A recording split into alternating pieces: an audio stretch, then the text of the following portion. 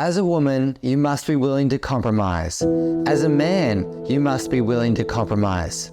Imagine you go on a date with a girl in a nice restaurant and she's 10 minutes late. What will you do? Now, I know a lot of men who say things like, "Oh, she doesn't respect my time, she's a red flag." That's the wrong way to look at it.